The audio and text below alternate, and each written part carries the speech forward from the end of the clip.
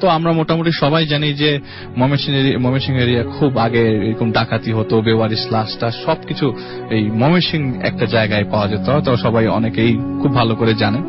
তো সেইখানকারই এক ভদ্রলোক আর কি, উনি এক মসজিদের মুয়াজ্জিন ছিলেন, ইসমাত আলী। তো তিনি আপনার ওই এলাকার আশেপাশের 2-3 গ্রামের খুব পরিচিত একজন মানুষ ছিলেন। তিনি লাশ ধোয়াতে পারতেন খুব সুন্দর করে, লাশের ধোয়ানো থেকে শুরু করে লাশের কাফন কাপড় পরানো পর্যন্ত, জানাজা দেওয়া পর্যন্ত, কবরস্থ করা পর্যন্ত অনেকেই তাকে নিয়ে যেত আর কি। সবাই তাকে খুব পছন্দ করত, মানুষ হিসেবে খুব ভালো একজন মানুষ।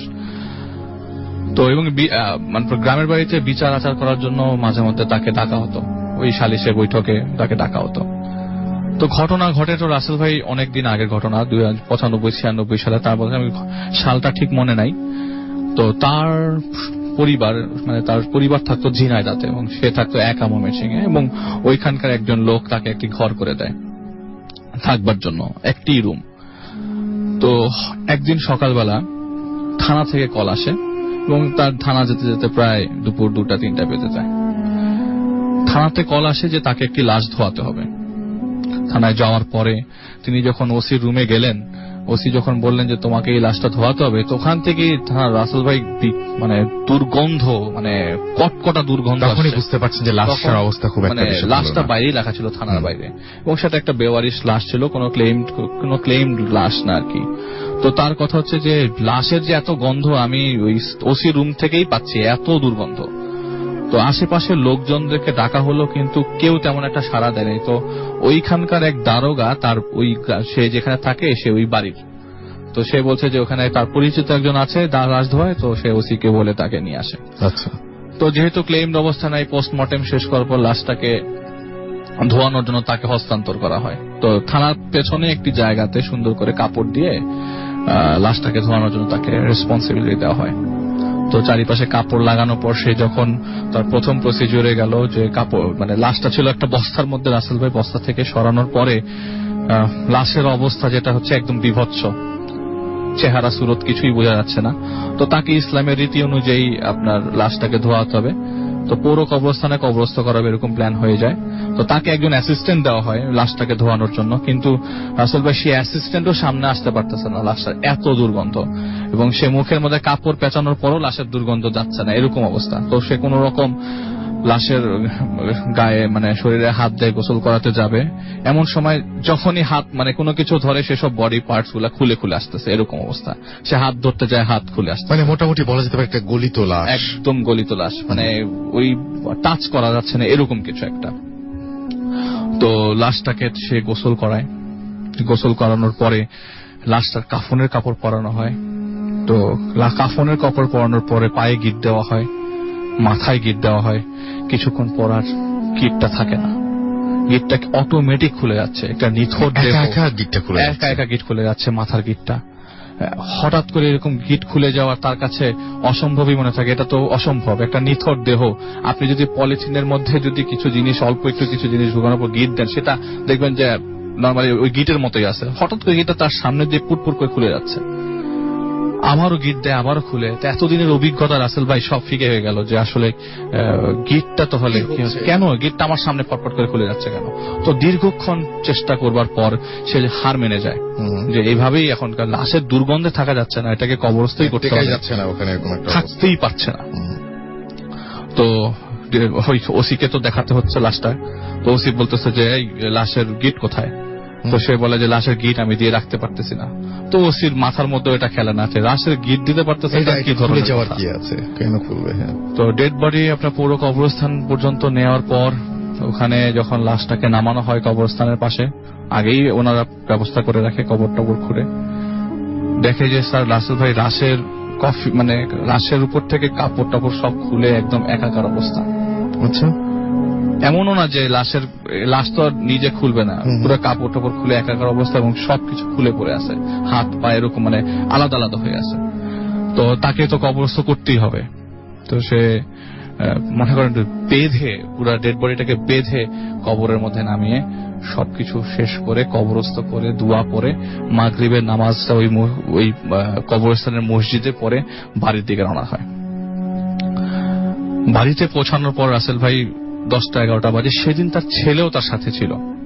ওই দিন তার ছেলে রাত্রেবেলা খাওয়া দাওয়া করে ঘুমিয়ে পড়ে এবং সেও ঘুমাতে ঘুমাতে বলে রাত 11টা বেজে যায়। গ্রাম সাইড, ওখানে তেমন একটা মানে ইলেকট্রিসিটি নেই রাসেল ভাই। তো কুপির আলো হালকা হালকা জ্বলছে। হঠাৎ করে তার মানে সে মাত্র চোখ লেগে যায়, হঠাৎ করে তার চোখটা সে খোলে এবং সে উপরে যে সিলিং, আমরা বলি উপরে তিনি হঠাৎ করে দেখলেন, ওই দিনই রাতের বেলা দেখলেন যে একটি লাশ তার দিকে মানে উল্টো হয়ে আছে এবং কাফনের কাপড় পরিহিত একটি লাশ, এবং লাশটির উপর থেকে পানি তার উপরে ছড়ছড়ে পড়লো। ওই সময় হঠাৎ করে এত পুরা পানিতে সে ভিজে গেল। তার ছেলেটাকে নিয়ে সে দৌড়ে ঘর থেকে বের হয়ে গেছে এবং সেটা সিলিং এ দেখতে, সিলিং থেকে দেখতে পাচ্ছে। যে চিন্তা করা যায়, মানে আমি বলছি যারা শুনছেন তারা ভাই, আমি মানে আপনি চিন্তা করতে পারতেছেন না, আপনি হয়তো শুনতে পারছেন না রাসেল ভাই, আপনি দেখতে পারতেছেন না, আপনি উপরে তাকিয়ে দেখেন একটা ডেড বডি ঝুলে উপরে শুয়ে আছে এবং পানি ডেড বডি মানে ওইটার থেকে পানি ঝরঝরিয়ে আপনার শরীরে পড়লো, আপনি টিকতে পারবেন না। সে ওই সময় তার রাত্রে 12টার দিকে ওইখান থেকে তার ছেলেকে নিয়ে বের হয়ে যায়। বের হয়ে যাওয়ার পর রাসেল ভাই উনি ওই গ্রামটা ছাড়ে এবং গ্রাম ছেড়ে সে তার ওয়াইফ যেখানে ছিল সেখানে চলে যায়। কখনো তিনি ওখানে যান নাই এরপর থেকে, এবং এরপর থেকে রাসেল ভাই কখনো তিনি এরকম ডেড বডি আর ধরেননি। রাসেল ভাই এইটা হচ্ছে মনে করেন আমি এতদিন পর্যন্ত যেসব ঘটনা বলেছি, আমি এই ঘটনাটা আমার কাছে সবচেয়ে বেশি অদ্ভুত লেগেছে আর কি। কারণ মানুষের চোখের সামনে দেখা, কারো জীবনটাকে চেঞ্জ করে দেওয়ার মতো ঘটনা আর কি। তো আশিক নামে এক ভাইয়ের ঘটনা বলবো। তিনি আপনার গ্রাম থেকে ঢাকায় আসে। ঢাকার একটি গণ্যমান্য কলেজে ভর্তি হয় 1991 সালে। তো কলেজে ভর্তি হওয়ার পর 1993 সালে তার এইচএসসি দেবার কথা। তো কলেজে ভর্তি হওয়ার পর তিনি একটি মেসে ওঠেন এবং ওই ভর্তি হওয়ার দিন তার সাথে একজনের পরিচয় হয়। তো সেই ভাইয়ের সাথে তিনি মেসে উঠে যান। তো মেসটা ঠিক কলেজ থেকে বেশি দূরে না, খুবই কাছে, বা 10 টাকা রিক্সা ভাড়া, তখনকার 10 টাকা। তো তিনি ওই লোকের সাথে ওই বিল্ডিং এ ওঠেন এবং বিল্ডিংটা আসলে ভাই 2 তলা। তো তারা থাকতো দোতলায়। তো 4টা রুম একসাথে এবং কমন রুম, একটা কমন টয়লেট একটা, এরকম আর কি। তো একটা রুমে 2 জনের থাকা খুবই মুশকিল। তো ঘটনার দিন চলে যায়। ঘটনার দিন হচ্ছে রাসেল ভাই ওই দিন মার্চ কি এপ্রিল হবে, প্রচন্ড মানে গরমের সময় আর কি, এবং ওই সময় আবার ঝড় বৃষ্টিও বেশি হচ্ছে। তো তার যে রুম, তার রুমটা হচ্ছে মানে স্কোয়ার রুম, তার বেডটা হচ্ছে জানালার পাশে, তার টেবিলটাও জানালার সাথেই লাগানো। তো টেবিলটা এমন হবে যে হাওয়া বাতাসটাও যেন পাওয়া যায়, পড়াশোনার সময় যেন একটা এনভায়রনমেন্ট ক্রিয়েট হয়, এরকম আর কি। তো ঘটনার দিন রাসেল ভাই প্রচন্ড ঝড় হচ্ছিল। তো তিনি পড়তে বসেন, পরের দিন এক্সাম ছিল। তার যে ফ্রেন্ডটা ছিল সে আসতে পারেন নাই, ঝড়ের কারণে হয়তো কোথাও আটকে পড়েছেন। আর তার কোনো আত্মীয় নাই যে আত্মীয় বাসায় থাকবে, সে থাকেন মেসে। তো পড়তে বসছেন রাসেল ভাই এবং জানালার পাশেই পড়তে বসছে। তো বাতাস বয়ে যাচ্ছে, তার কাছে খুব ভালো লাগছে। হঠাৎ করে মানে তার আরেকটা পয়েন্ট হচ্ছে রাসেল ভাই ওই বাসা থেকে আর কি, উনি যে রুমে পড়াশোনা করতে, জানালা থেকে 60 থেকে 70 গজ সামনে একটি কবরস্থান আছে। আচ্ছা, সেই কবরস্থানে 4টা কবর দেওয়া। তো ওনার ভাষ্য মতে যে ওনারা সবসময় কবরস্থানের পাশ দিয়ে চলাফেরা করেন, অলওয়েজ সবাই, ওই বিল্ডিং এর সবাই। আরেকটা ছোট্ট রাস্তা আছে পেছন দিক দিয়ে, ছোট একটা গেট আছে, কিন্তু ওটা ঘুরে আসতে হয়। ওই কবরস্থানের প্রথম কবরটা হচ্ছে মরহুম আজগর আলী। আমি সনটা বলে দিই, জন্ম হচ্ছে 1916 আর মৃত্যু 1983। আর একজনের হচ্ছে লালচান বিবি, ওনার জন্ম হচ্ছে 1927 এবং মৃত্যু হচ্ছে 1990। এবং আর 2টো কবর আছে, এই 2টো কবর কার এরকম কোনো নাম মেনশন করা নাই। 4টা কবর টোটাল। তো ওই দিন রাতে রাসেল ভাই ওনার পড়তে পড়তে বেখেয়ালি মন ওই কবরস্থানের দিকে চোখ পড়ে। চোখ পড়ার পর উনি দেখেন হঠাৎ করে চোখের পলকে ওই কবরস্থানের 4 কোণায় 4 জন মানুষ দাঁড়ানো, কোণায় কোণায়। এবং ওনার চোখ একদম সবার আগে পড়ে হচ্ছে একটা মানুষ যে কান্না করছে হুড়মুড় করে, এবং কান্নার আওয়াজটা তার কানে ভেসে আসছে। তিনি সাথে সাথে জানালা লাগিয়ে দেন এবং সারা রাত ঝমঝম করে বৃষ্টি পড়ে, কিন্তু সে সজাগ থাকে। পরের দিন সে এক্সামটা দিতে পারেনি এবং পরের দিন তার ফ্রেন্ডও আসলো না। সে কলেজ থেকে এসে আবারও সেই জানালা বন্ধ করে দিল। কিন্তু রাসেল ভাই পরের দিন এতই গরম পড়ে যে জানালা খুলে তাকে পড়াশোনা করতে হয়। তিনি রাত্রেবেলা ঠিক একইভাবে রাত 9টা 10টার দিকে পড়তে বসে। পড়তে পড়তে একটা সময় ঘেমে চলে আসে এবং তার কাছে মনে হয় না তাকাই কি পড়ার অবস্থায় তার কাছে এরকম মনে থাকে ধূর তাকাই কি হবে, কিছু হবে নাই, হয়তো কোনো লোকজন জিয়ারত করতে আসছে কবরস্থান, এটা কোনো ব্যাপার না। কিন্তু তার মনে কোয়েশ্চেন থেকেই যায়, রাত 12টা, 4 জন মানুষ সাদা কাপড় পরা কিসের জিয়ারত করতে আসছে। সে আবারও চোখ পড়ে তার কবরস্থানের দিকে। প্রথমে কিছু হয় নাই, কিন্তু হঠাৎ করে তার চোখ পড়ে যে হঠাৎ করে তার চোখের মধ্যে চলে আসে যে পুরো কবরস্থানটা রাসেল ভাই সাদা কাপড় দিয়ে ঢাকা। সে এক ফাঁকে সাহস করে সে নিচে নামে কবরস্থানের দিকে এগোতেই দেখে যে আর কোনো কিছু নাই। সে ফিরে আবার তার রুমের দিকে ব্যাক করতে আসে, এমন সময় একটা ডাক আসে, আশিক। ওই পুরো জায়গায় তার নাম যে আশিক কেউ জানতো না, তার পুরো নাম হচ্ছে তৈয়বুর রহমান। আশিক নামে তাকে কেউই জানতো না, তৈয়ব নামে অনেকে ডাকতো, কিন্তু সবাইও যে তার পরিচিত তা না, কয়েকদিন ধরেই আর আসছে। সে এক দৌড়ে রুমে চলে যায় এবং রুমের দরজা জানালা সব বন্ধ করে সে শুয়ে থাকে গরমের ভেতরে। পরের দিন সকালবেলা তার ফ্রেন্ড আসে, তার ফ্রেন্ডকে সবকিছু তিনি বলেন যে এই 2 দিনে তিনি কি দেখেছেন, প্রথম দিন ঝড়ের থেকে পরের দিন পর্যন্ত। তো ফ্রেন্ড বলে দেখো ব্যাপারটা তো অনেক ইন্টারেস্টেড, আমি খুব ইন্টারেস্টেড, আজকে রাতে দেখবো কি হয়। ওই দিন রাতের বেলা রাসেল ভাই তারা জানালা খুলে একদম ফজরের নামাজে রাত পর্যন্ত বসেছিল, কিন্তু কিচ্ছু দেখলো না, কিছু দেখতে পায়নি। অ্যাজ ইউজুয়াল 10 থেকে 12 দিন এভাবেই কেটে যায়। কিন্তু তার এই মনের অজান্তে কবরস্থানের দিকে চোখ এখনো যায় না। 12 দিন পর রাসেল ভাই তার ফ্রেন্ড তার পাশে ঘুমোচ্ছিল। ওই দিন রাতের বেলা পড়ার ফাঁকে তার অবচেতন মন আবারও ঠিক কবরস্থানের দিকে চোখ পড়ে, এবং চোখ পড়তেই তিনি দেখেন, কিছুক্ষণ ওয়েট করবার পরে দেখলো যে কবরস্থানে সেই আগের মতো 4টা মানুষ 4 কোনায় দাঁড়িয়ে আছে। এবং ওই কবরস্থানের রাস্তা, যে রাস্তা ধরে তো কবরস্থান মানে কি ওই বাসায় আসে, সেই রাস্তা ধরে পাশে একটা ডোবাও আছে, সেই রাস্তা ধরে আস্তে আস্তে করে 10 থেকে 12 জন লোক একটা লাশের খাটিয়া নিয়ে কবরস্থানের দিকে এগোচ্ছে। এগোতে এগোতে ওই কবরস্থানে ঢুকতে ছোট্ট একটা গেট পড়ে, ছোট্ট, খুবই ছোট্ট। ওইটা চাইলে আপনি পা দিয়ে লাফ দিয়ে পা দিয়ে ক্রস করে যেতে পারেন, কিন্তু ওইটার ভিতর দিয়ে একদম অনায়াসে ঢুকে যাচ্ছে কবরস্থানের ভেতরে। এবং কবরস্থানের ভেতরে ঢোকার পর সে তার মনের মধ্যে বলে, আমি এতটাই সাহস নিয়ে চেষ্টা করলাম যা আছে সব সামনে দেখবো আজকে। সে নিচে দৌড়ে যায় এবং এক কোনায় লুকিয়ে লুকিয়ে দেখতে থাকে কি ঘটতে থাকে আসলে, অ্যাকচুয়ালি আমি দেখবো আজকে। এবং সে পৌঁছানোর পর কিন্তু কোনো কিছু ভ্যানিশ হয়ে যায়নি, রাসেল ভাই সব চলছিল। সে দেখে যে লাশের খাটি আছে কিন্তু কোনো লাশ নাই। আশেপাশের লোকজন দাঁড়ানো, একজন কবরও খুঁজছে, কবর খোঁড়ার শব্দও পাচ্ছে, মাটি উপর উঠতেছে। সে বলে যে তার মনে মনে ওখানে ভয়ও কাজ করতেছে, আসলে কি হচ্ছে এই আজব জিনিসটা দেখারও ইন্টারেস্ট শেষ করতে যাচ্ছিল না। হঠাৎ করে সে দেখে ওই বাড়ি থেকে তারই ফ্রেন্ড আস্তে আস্তে হেঁটে হেঁটে কবরস্থানের দিকে আসছে। ওই ফ্রেন্ডটা চারিপাশ সারা শরীরে কাফনের কাপড় জড়ানো, এবং ফ্রেন্ড এমন হেঁটে আসছে এমন ভাবে হেঁটে আসছে মনে হচ্ছে একটা রোবট হেঁটে আসছে, এবং সে কারো কোনো কথা শুনছে না, এরকম একটা। সে দাগ দেওয়ার কোনো কিছু চিন্তা করে না, কারণ ফ্রেন্ডটা ল্যাম্প পোস্টের আলোতে যতটুকু দেখা যায়, ফ্রেন্ডটা আস্তে আস্তে এগোতে এগোতে সেই কবরস্থানের ভিতরে ঢুকছে, এবং সে এত জোরে চিৎকার করছে যে বাঁচাও আমাকে বাঁচাও। এটা বলতে বলতে সে যে সেন্সলেস হয়ে যায়, এরপর তার কিচ্ছু মনে নাই। আসলে পরের সকালবেলা তার ঘুম ভাঙে এবং তাকে ওইখানে সবাই শোয়া অবস্থায় পায়। সকালবেলা তাকে রুমে নিয়ে যাওয়া হয়, নর্মাল করা হয়। তার ফ্রেন্ডরা তাকে তার ফ্রেন্ড তাকে জিজ্ঞেস করে কি হয়েছে, তার ফ্রেন্ডকে সে সবকিছু বলে রাতের বেলার ঘটনা, যে আমি তোকে দেখছি। বলে ধুর বেটা বাদ দে, এগুলি তোর ভুল ধারণা, কোনো কিচ্ছু না, তুই এগুলি বিশ্বাস করিস না, এগুলি জাস্ট মনের ভুল বলে ভুলে যা। সেদিন রাসেল ভাই আপনার জুম্মা ছিল, তো সে ফ্রেন্ডের কথা শুনে তারপরেও তার মন মানতে থাকে না। একটা সময় গোসল করে জুম্মার নামাজ পড়তে বের হবে রাসেল ভাই।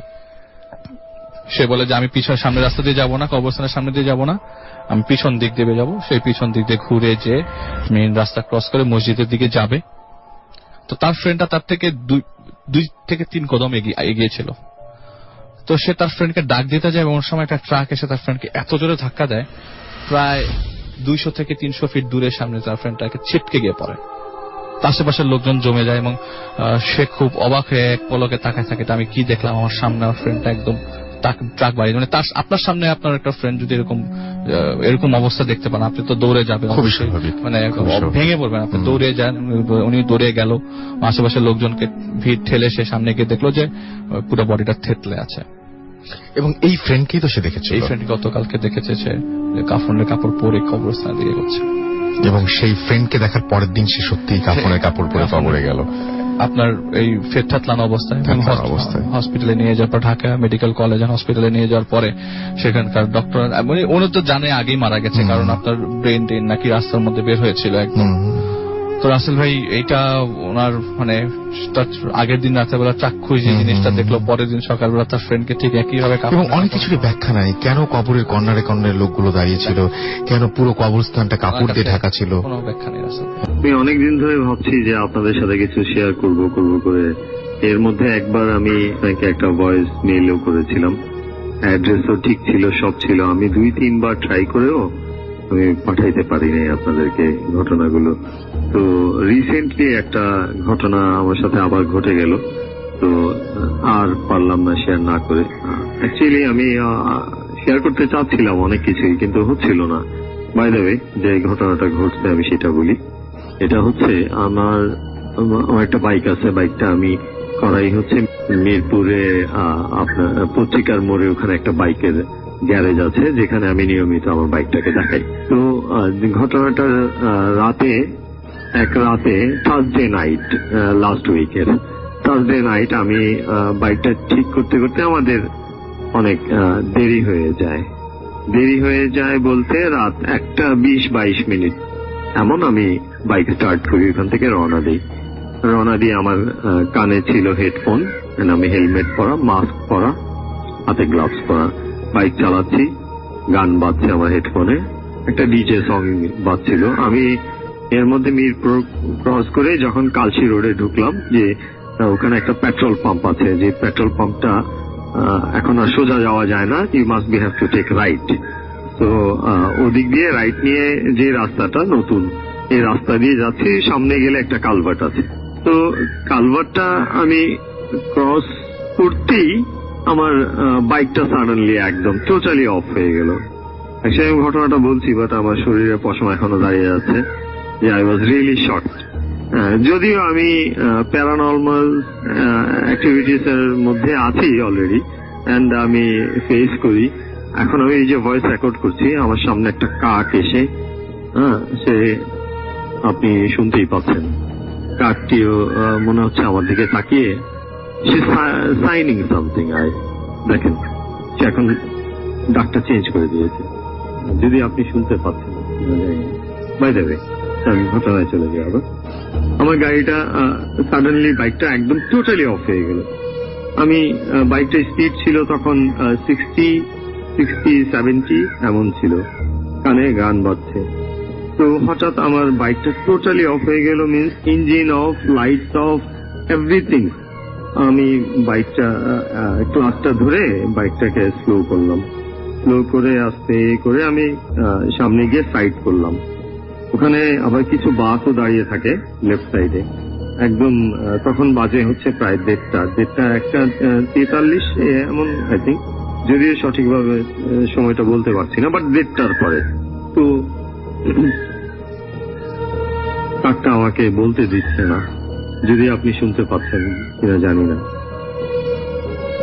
আচ্ছা, লেটস কন্টিনিউ। তো বাইকটা আমি পার্ক করে, আমি কোনো গিয়ার টিয়ার চেঞ্জ করিনি, জাস্ট ক্লাস ধরা আছি। এর মধ্যে আমি ক্লাসটা ছেড়ে বাইকটা যখন ফুললি স্টপ হয়ে গেল, স্টপ করার পর ব্রেক করার পরে আমি স্ট্যান্ড করার পরে আমি বলি আগে চাবিটা যেহেতু অনই ছিল, তো আমি চাবিটা আগে অফ করবো, right, and then I will turn it back again. তো এই থিং করে আমি চাবিটা অফ করতে গেছি। চাবিটা অফ করতে গিয়ে দেখি যে চাবিটা অলরেডি অফ। আশা করি আপনি বুঝতে পারছেন, বাইকটা অলরেডি চাবিটা কেউ ঘুরিয়ে দিয়ে বন্ধ করে দিয়েছে। আমি তৎক্ষণিক একদম মানে খুব শক্ট হয়ে গিয়ে আমি পিছনের দিকে তাকাচ্ছি মিরর দিয়ে, যে কিছু দেখা যাচ্ছে কিনা। যদিও আমার কিছু এক্সপিরিয়েন্স আছে এইসব ব্যাপারে।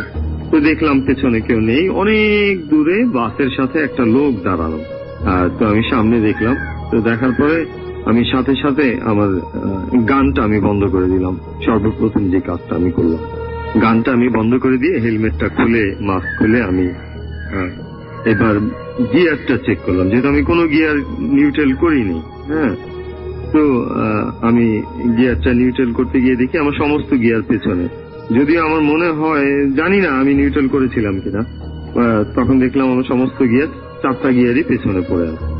গাড়িটা নিউট্রাল করলাম, নিউট্রাল করে আমি আয়াতুল কুরসি পরে আমার শরীরে ফু দিয়ে গান বন্ধ করে দিয়ে হেডফোন খুলে ফেললাম, খুলে মোবাইল টোবাইল রেখে চাবিটা দিলাম, দেওয়ার সাথে সাথে লাইট টাইট সব অন হয়ে গেল। কিক দিলাম, কিক দেওয়ার সাথে সাথে গাড়িটা স্টার্ট হয়ে গেল। স্টার্ট হয়ে আমি সারা রাস্তায় দোয়া পড়তে পড়তে বাসায় আসলাম। বাসায় এসে আমার মিসেসের সাথে আমি ব্যাপারটা শেয়ার করলাম যে আমার একটা, তো এই ছিল আমার রিসেন্টলি যে ঘটনাটা আমার লাইফে ঘটছে। আমার জীবনে এমন ঘটনা ঘটছে 2010 আমি দোহা কাতারে যাই একটা কোম্পানিতে, ওখান থেকেই আর কি আমি পজিটিভ হই কিনা জানি না। তো স্টোরিটা অ্যাকচুয়ালি আমার বাসা রিলেটেড, এন্ড আমাদের বাসাটার ফার্স্ট আমার ডিসক্রিপশনটা দিতে হবে যে আমাদের বাসাটা আর কি 4টা বেড আর একটা ড্রয়িং। তো যে 4টা বেড আছে তার মধ্যে একটা আর কি এক বাসার একেবারেই কর্নার সাইডে। তো ওই কর্নার সাইডে যে বেডটা, সেই বেড অ্যাকচুয়ালি আমাদের যেহেতু প্রয়োজনের চাইতে বেশি রুম আছে, তো ওই বেডটা আর কি কেউ প্রয়োজন ছাড়া ইউজ করে না। তো 2013 এর ঘটনা। তো তখন আর কি আমি কোরআন শরীফ এভরি রমজান মান্থে আমার খতম দেওয়া হয় প্রতি বছরই। তো সেই বছর এরকম 26 or 27th রোজায় আমি আর কি কোরআন শরীফ পড়তেছিলাম। তো কোরআন শরীফ পড়তে পড়তে আমার রিডিং রুমটা আর কি লাইটের প্রবলেম করতেছে দেখে আমি আর কি ওই রুমটায় গেছি কোরআন শরীফটা নিয়ে, যে কোরআন শরীফ আমি পড়বো। তো পড়তেছি, ইউজুয়ালি পড়তেছি। তো কোরআন শরীফ পড়তে পড়তে একটা মোমেন্ট আমার মনে হলো যে আমার পিছে যে থাই গ্লাসটা আছে, মানে বারান্দার সাথে জয়েন্ট একটা বা একটা উইন্ডো আছে, সেই উইন্ডোটার যে থাই গ্লাসটা সেটা আর কি নক হচ্ছে। মানে আছে না যেরকম নক যে 2 seconds or 3 seconds পর পর একটা নির্দিষ্ট কম্পোজিশনের নক হচ্ছে। তো নকটা আর কি এট ফার্স্ট আমি ইগনোর করে যাই যে okay it's nothing, it might be a collapse of my years. But after some moments নকের মানে নকটা থেকে আঁচড়ে মানে পরিণত হয়, যে মানে আছে না যে থাই গ্লাসে যদি কেউ নক দিয়ে আঁচড় দেয় খুব জোরে জোরে, যে মানে সেরকম আঁচড়ের আওয়াজ আসতেছে, এন্ড সেটাও মানে কন্টিনিউয়াসলি হচ্ছে একটা নির্দিষ্ট টাইম পর পর। তো একটা টাইম সেটা আমাকে খুবই ফ্রেড আপ করে দেয় যে হোয়াটস গোয়িং অন। দেন আমি আর কি বারান্দাটা গেটটা যায় খুলি, খুলে আর কি মানে দেখার জন্যই যে কি হচ্ছে আর কি, যে কেউ মজা করতেছে কিনা অর সামথিং লাইক দ্যাট। তো যখন আমি বারান্দার গেটটা খুললাম দেখলাম যে একটা ফ্ল্যাশ, গ্রিন লাইটের একটা ফ্ল্যাশ কিনা সেকেন্ড আমার চোখের সামনে থেকে পাস হয়ে গেল। তো এট ফার্স্ট আমি মনে করছিলাম যে it might be a collapse of my eyes or something like that. So আমি এটা ইগনোর করি এন্ড কাউকে বলি না। তো তার কিছুদিন পরের ঘটনা, মানে আমার আপু একদিন বেসিনে আর কি হাত ধুচ্ছে। তো ওই রুমটার কি ওই বেসিনে ওখান থেকে দেখা যায়। তো সে কেন জানি মানে একটা তার মনে হয়েছে যে ওই বারান্দায় কেউ হাঁটাহাঁটি করতেছে। তো সে ওই রুমটায় তাকাইছে, ওই বারান্দাটা আর কি ওই রুমটা থেকে দেখা যায়। তো বারান্দায় তাকাইছে, তাকানোর পর সে দেখতেছে যে সেও আর কি সেম জিনিসটা দেখছে যে একটা গ্রিন ফ্ল্যাশ। সেটা কি পরে বলছে, সেও আর কি তখন শেয়ার করে নেয়। তো এরকম বিভিন্ন টাইমে আমার আব্বু, আমার আম্মু বা আমার family members, other family members or even আমাদের কাজের বুয়ারা পর্যন্ত সেই রুমটা আর কি বিভিন্ন সময় বিভিন্ন ইনসিডেন্ট ফলো করছে। শুধু এই রুমটা নেই, ইনফ্যাক্ট বারান্দাটাও বিভিন্ন আর কি প্যারানরমাল মুভমেন্টস আর কি ফিল করা যেত। তো যেটা মেইন যখন ঘটনাটা শুরু হয় সেটা হলো আমার আম্মুর সাথে। তো 2014 এর লাস্টের দিকে, না সরি 2015 অ্যাকচুয়ালি লাস্টের দিকে আর লাস্টের কিছুটা আগে, মাঝামাঝি যে আগস্ট সেপ্টেম্বর। তো তখন আর কি একটা টিপিক্যাল রাতে আব্বু তার রুমে ঘুমায় আছে। তো হঠাৎ আম্মুর আর কি ঘুমটা ভেঙে যায়, রাত তখন ডিপ রাত মোটামুটি। তো তখন আর কি ঘুমটা ভেঙে যাওয়ার পর আমার আম্মু কেন জানি মানে বারান্দার দিক তাকায়। তো তারটাও আর কি ওই গ্লাস থ্রু বারান্দাটা দেখা যায়। তো সে বারান্দার দিক তাকানোর পর তেমন কিছু লক্ষ্য করে না, বাট তার কানে নকের আওয়াজ, মানে নক করতেছে কেউ বারান্দা, এরকম আওয়াজ আসতে থাকে। একটা মোমেন্টে যা সেম যেমন আমারটা হয়েছিল যে নকের পর আঁচড়, তো সেরকম আঁচড়ের আওয়াজ আসতে থাকে, যে কেউ একজন নেলস দিয়ে খুব জোরে জোরে আঁচড় কাটতেছে তাই গ্লাসটা। তো সে মানে কিছুটা বিরক্ত হয়ে যায়, বিরক্ত হয়ে সে এড়ায় যেতে চায় ব্যাপারটা। কিছুক্ষণ পর পর মানে এরকম হচ্ছে তো একটা টাইম সে ফিরা তাকায় যে আসলে বারান্দাটায় কি। তো যখন সে আর কি থাই গ্লাসটা খোলা আর কি বারান্দাটায় শুয়ে থাকে, সে দেখে যে একটা গ্রিন লাইট ফ্ল্যাশ, যেটা আর কি আমি দেখছি, আমার আপু দেখছেন, আদার্স অনেকেই দেখছি, আমরা ফ্যামিলি মেম্বার্স। সে সেরকম একটা লাইট ফ্ল্যাশ যেতে দেখে, তো সেও সেম মনে করে যে এটা হয়তো তার কলাপস অফ আইস, দেন সে এড়ায় যায়। তো সে ঘুমানোর ট্রাই করে, তো ঘুম আসতেছে না, তো ঘুম আসতেছে না একটা টাইম সে আর কি আবার ওই জানালাটার দিক, তার বারবার কেন জানি মনে হচ্ছে যে মানে সামথিং ইজ দেয়ার, সো সে আবার ওই বারান্দাটার দিক তাকায় and দেখে যে একটা কালো কিছু একটা, মানে খুবই পিচ্ছিল টাইপ, যে আছে না যে অয়েলি, যে কালো যে সুর বলা হয়, যে খুব অয়েলি থাকে, সেই টাইপ কিছু একটা, মানে লাইটের মতো থাই গ্লাসটা ভেদ করে ভিতরে ঢুকা যায় বেডের নিচে চলে যায়। আম্মু বুঝে বেডটা শোয়া, সে বেডের নিচে ঢুকে যায়। তো বেডের নিচে ঢুকে যাওয়ার পর সে খুব ভয় পায়, মানে তারপর সে এটাকেও ইগনোর করার ট্রাই করে। In fact she was much braver in this incident. তো সে এটাকেও ইগনোর করার ট্রাই করে। সো ইগনোর সে হয়তো করেই ফেলতো যদি এটা না হতো যে সে যখন তার চোখ অফ করে মানে ঘুমানো ট্রাই করতেছে, সে ফিল করে যে তার পেটে কিছু একটা মানে পেইন ফিল হচ্ছে তার। তো সে আর কি পেইন ফিল হচ্ছে, যেন পেটে কি হচ্ছে এটা দেখার জন্য সে তাকে দেখে যে ওই কালো জিনিসটা ফানেল টাইপ কিছু একটা দিয়ে তার পেটের মানে সাইড থেকে, কোমরের সাইডটা থেকে ব্লাড চুষে নিচ্ছে, মানে ব্লাড খাওয়ার ট্রাই করতেছে। এন্ড সেটা দেখে সে actually gone out of her control and সে আব্বুকে ডাকার ট্রাই করে, বাট সে তার মধ্যে সে আব্বুকে ডাকছে, বাট আব্বু অ্যাকচুয়ালি যতটুকু বলছে যে আব্বু কিছুই শুনতে পায় না। তো শুনতে যখন পায় না, তো সে আর কি অ্যাট লাস্ট দোয়া পাওয়া শুরু করেন, জিনিসটাকে জড়ায় ধরার ট্রাই করে, বাট জিনিসটা খুবই অয়েলি ছিল, যেটা ফার্স্টে বলছি। তো জিনিসটা আর কি went through her hands and সেটা আবার বেডের নিচে ঢুকে যায়। তো যখন সেটা বেডের নিচে ঢুকে যায়, তখন সে খুব জোরে শাউট করে এন্ড সেই শাউটে আব্বুর ঘুম ভাঙা যায়, আমার ঘুম ভাঙা যায়, আমি তার রুমে আসি। তো আর কি সে আব্বুকে, ইনফ্যাক্ট তার যখন আব্বুর ঘুম ভেঙে যায়, তখনও সে বলতেছিল যে আব্বুকে যে বাঁচাও, আমার ব্লাড নিয়ে যাচ্ছে, বা আমার ব্লাড নিয়ে যাচ্ছে, সামথিং লাইক দ্যাট। তো এটার পর কিছুদিন পর তার আস্তে আস্তে ব্লাড কমে যাওয়া শুরু করে, মানে শরীরে আননোনলি ব্লাড কমে যাওয়া শুরু করে, আনটিপিক্যালি ব্লাডিং হইতে থাকে তার। তো সেটার জন্য অনেক ডক্টরস দেখানো হয়, অনেক থেরাপি নেওয়া হয়। at the moment তার হিমোগ্লোবিনের অ্যামাউন্টটা 14 থেকে 6 নেমে যায়, এন্ড এই জন্য তার in fact 9 to 10 bags even blood দেওয়া হয় তার শরীরে, বাট নাথিং ওয়াজ হ্যাপেনিং।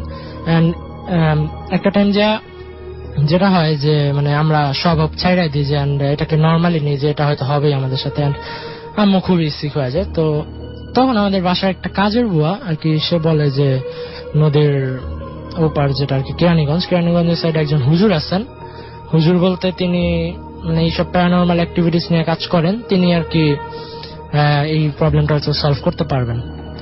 তো যখন আর কি এই প্যারানর্মাল,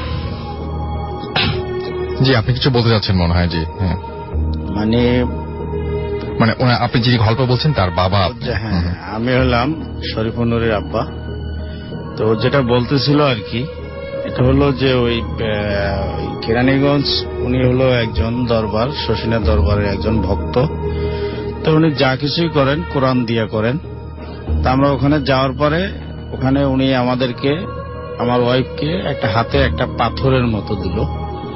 দেওয়ার পরে ওইটা দিয়ে পরীক্ষা করে বললো যে আসলে তো আপনার অনেক ক্ষতি আছে, বা আপনার উপরে ব্ল্যাক ম্যাজিক যাকে বলে আর কি, এরকম একটা কিছু আছে। তাই উনি অনেক ইটি দিল, তদবির দিল যাকে বলে, কোরআন থেকে কিছু তাবিজ, কিছু কবচ এগুলো দিল, পানি দিল, লেখা দিল, খেতে বললো। খাটার পর হলো, তো হঠাৎ করে লাস্ট কিছুদিন আগে 2016 সপ্তাহ ফেব্রুয়ারির মাঝামাঝি ওনাকে আমার বাসায় আনা হলো যে ভাই আপনি একটু আমার বাসাটা চেক করেন, যে আমরা তো রাত্রে এখন এরকম ভয় পাই, এবং আপনার বোন রাত্রে ঘুমাতে পারে না, সে অনেক কিছু দেখে, বিকট কিছু দেখে যে তারা এসে কালো কিছু দাঁড়াই রয়েছে, বা সে হাঁটতে গেলে একা যদি বাসায় থাকে বা কিছু করে, তখন হাঁটতে গেলে পিছনে মনে হয় কে জানি হাঁটতেছে, মানে শব্দ করতেছে, তাকাই দেখে কিছু না পিছনে,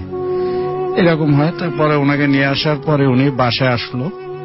আসার পরে উনি ওই আমাদের ওই যে রুমটায় আমার ছেলে থাকে ওই রুমটায় ঢুকলো। ঢোকার পরে ওইটা হাতে নেওয়ার পরে আমার হাতে দিল। দেওয়ার পরে আমি দেখি যে এটা এত তাপ হয়ে গেছে, মানে যে মনে হয় যে এই মুহূর্তে আগুনের মানে জ্বলন্ত আগুনের দিয়ে উঠেছে, আমার হাত মনে হয় যে ঠোসা পড়ে যাবে। এরপর বারান্দায় গেল, একই অবস্থা। পরে আমাদের যে বেডরুমটা ওটায় গেল, একই অবস্থা। আমাদের বাথরুমটা দেখলো, একই পরিস্থিতি। তার সামনে যে 2টা রুম আছে, আমার মেয়ে থাকে, 2টা মেয়ে, আর যেটা আমাদের গেস্ট রুম বা ডাইনিং স্পেসের 50%, যে গেটটা আমরা বাসার ভিতরে প্রবেশ করি, এর সামনের সাইডটা দেখা যায় কিছুই নেই। এরপরে উনি দেখার পরে উনি বলল যে ভাই, আপনার বাসা তো 7টা জিন পরি আছে, যেটা একটা সবচেয়ে বেশি বদমেজাজি, বেশি খারাপ, সেটা হলো আমার বোনের সাথে আছে, এবং এটাই আমার বোনকে বেশি ডিস্টার্ব করে এবং তার যে শারীরিক সমস্যাগুলো এটাই ঘটাচ্ছে। আচ্ছা, হ্যাঁ, এটা এরপর বলো। তারপরে কি করলেন তো আপনারা? যখন এটা আর কি বললো, তো তখন আর কি আমরা এটার সলভেন্সটা ছিলাম যে what can you do now, যেহেতু একটা ক্ষতি হয়ে গেছে। সেটাও মেনশন করলো যে it's black magic, it's result of black magic, and যে 7টা জিন আছে সেগুলো চালান দেওয়া হয়েছে, জিন চালান যেটাকে বলে, চালান দেওয়া হয়েছে। তো এখন 7টা জিন, সে বললো যে একেবারে 7টা জিনকে আর কি কোনো মতে আর কি ইরেজ করা পসিবল না, যে মানে যেটা সবচেয়ে বদমেজাজি সেটাকে যদি কোনো মতে ইরেজ করা যায়, then it's possible to seek it out of the proceedings. তো প্রথমে সে আর কি আম্মুর যে প্রবলেমটা, ব্লাড কমে যাইতেছে, তো সেই প্রবলেমটার জন্য আর কি আম্মুকে প্রথমে পানি দিল, একটা পড়া পানি। তো সেটা আম্মু নিতেছিল, আস্তে আস্তে ব্লাডটা আর কি, ব্লাডের যে প্রবলেমটা সেটা আস্তে আস্তে সলভ হইতেছিল। দেন সে বললো যে একটা শাওয়ার দিতে হবে আম্মুকে, মানে যেটাকে আর কি এই লাইনে গোসল দেওয়া বলা হয়। তো সেই গোসলটা দেওয়া হবে কখন, একটা মাগরিবের পরে, একটা টাইমে, একটা ডে মাগরিবের পরে। তো সে তখন গোসলটা দিল, গোসলটা দেওয়ার পর আল্লাহর রহমতে মোটামুটি সেই প্রবলেমটা সলভ হয়ে গেল, আমার ব্লাডের প্রবলেমটা। এখনো স্টিল আর কি আমাদের বাসাটা আন্ডার প্রসিডিং আছে, and to get out of black magic, এটা এখনো কিছু প্রসিডিং আমরা ফলো করতেছি। সো আই থিঙ্ক আল্লাহর রহমতে আস্তে আস্তে সব ব্ল্যাক ম্যাজিকের প্রভাবে আমাদের বাসা থেকে হয়তো সিকিউর করা যাবে, বাট স্টিল আমাদের বাসায় বিভিন্ন প্যারানরমাল মুভমেন্টস ফিল হয়। সো এই ছিল আমার ঘটনা। অনেক ধন্যবাদ আপনাকে আপনাদের ঘটনার জন্য। আমি 2015 সালে 4.5 মাস, অর্থাৎ মার্চ থেকে নিয়ে জুলাই মাস পর্যন্ত শরীয়তপুর ছিলাম। শরীয়তপুর, মাদারীপুর আমি গেছি। তো সেখানে যে আমি গেছি, কারো কাছে কোথাও কারো বাসায় খাওয়া দাওয়া করতাম না, এবং কারো কাছ থেকে কোনো পারিশ্রমিক নিতাম না যে আমি জিন ছাড়াইতেছি, আমাকে টাকা পয়সা দিতে হবে, এগুলো করতাম না। আমি ছাড়িয়ে দিতাম, এর বিনিময়ে কোনো কিছু নেওয়া হতো না। আমি নিজের খরচে নিজে চলতে পারতাম। এখানে আমার ঘটনা ছিল, আমি যখন শরীয়তপুর গেছি, আমার যে পকেটের যে টাকাগুলো ছিল, আমি নিজের এই হোটেলগুলোতে খাওয়া দাওয়া করতাম, যেগুলো চা, রুটি, বিস্কিট, শুকনো জিনিস আমি খাবার খেতাম আর কি। তো যখন আমার টাকাটা শেষ হয়ে আসতো, 15 টাকা 20 টাকা আমার পকেটে থাকা হতো, সেই দিনই রাত 12টার পরে আমাকে ডাকা হতো যে মাইনুদ্দিন, তুই ঘরে বসে আছিস কেন, বের হ। তো আমি বের হয়ে আসতাম। তো বের হয়ে আসলে দেখা যেত যে আমি যে জায়গায় থাকতাম, শরীয়তপুরের কারিগর বাড়ি, আর ওই গ্রামের এরকম একজন মুখ চেনার লোকের মতোই উনি আসতো, এসে আমাকে বাঁশবনের ভিতর, নদীর পাড় বাঁশবনের ভিতরে খুব অন্ধকার জায়গায় নিয়ে গিয়ে কথা বলার পরে পকেট থেকে আমাকে 200 টাকা 300 টাকা দিয়ে যেত। তো এই টাকাটা যে দিত, 200 টাকা যখন দিত, এই টাকাটা একদিন শেষ হয়ে গেলে, অর্থাৎ 10 টাকা থেকে 20 টাকা পর্যন্ত আসার কালীনই আবার রাত্রে এসে এই টাকাটা দিয়ে যেত। যতক্ষণ টাকা শেষ না হতো, টাকা উনিও দেখা করতো না, টাকাও দেওয়া হতো না। অর্থাৎ আমি খেয়াল করেছি 3 দিন 4 দিন 2 দিন পর এসে আমাকে দিয়ে যেত। এই জিনিসটা আমি শরীয়তপুরে। এবং এই লোকটা কে, আপনি খোঁজ নিতে যান? আপনি একটা জিনিস বলছিলেন যে এই সমস্ত ক্ষেত্রে সাধারণত খোঁজ নিতে যাওয়াটাও ঠিক না। ঠিক না, রহস্যটা যে কোথায়, কিভাবে আসে, কেন আসে, বা আমি প্রশ্ন করতাম না তাকে যে আপনি আমাকে কেন টাকা দিতেছেন, আপনার বাসা কোথায়, আপনার রুম কোথায়, বা কোন কিছু আমি তাকে প্রশ্ন করতাম না। আমাকে ডাকছে, কথা বললাম, টাকা দিছে, টাকাটা কোন জায়গায় যেত আরেকবার সবাইকে একটু বলেন। বাসবন, যেমন খুব জঙ্গল, এবং আলাপগুলো কি টাইপের? এবং কথাবার্তা এমনি আমার জিজ্ঞেস করতো যে কেমন দিন যেতেছে, আর আমি তার সাথে বেশি কথা এই জন্য বলতাম না, যেহেতু আমার টাকাটাও খুব প্রয়োজন। আমি মানুষের কাছ থেকে চাবো কেন? আমি সেই ক্ষেত্রে একটু নীরবই থাকতাম, কথাগুলো বাড়াতাম না, যে বেশি কথা বলবো না। যখনই টাকাটা আমার বের করে দিত আমি নিয়ে পকেটে রাখিয়ে দিতাম, যে আমি প্রশ্ন করব নাকি যে কেন আপনি আমার টাকাটা। আপনার দিন চলতে যা লাগতো তাই দিত, হ্যাঁ, বেশি না। আবার সবচেয়ে একটা মজার ঘটনা সেইখানটায়, যখন আমি ঢাকায় আসবো, আমি 4.5 মাস তো ওইখানে ছিলাম, তো ঢাকায় যখন আসবো তো আমি তো কারো কাছ থেকে কোনো টাকা নিতাম না। তো সেই দিন আমার কাছে, আমি ঢাকায় যেদিন আসবো আমার কাছে কোনো টাকা ছিল না, এমন টাকা পরিমাণ ছিল যে আমি ঢাকা আসতে পারবো না। তো একটু ভাবতেছিলাম যে আম্মুকে কল করবো কিনা, যে কিছু বিকাশের মাধ্যমে টাকা পাঠানোর জন্য, বা আমাদের যে গ্রামে আছি কাজ করছি যাদেরকে, তাদেরকে কিছু বলবো কিনা ভাবতেছিলাম। আপনার যাওয়ার কোনো উপায় নাই। হ্যাঁ, তো আমি ভাবতেছি, তখন বলছি না, আমি যেহেতু আসতে পারছি, যাবার বললো যেতে পারবো, আবার যেহেতু 4.5 মাস এখানে থাকতে পারছি, তো অতএব আমি যদি যাইতে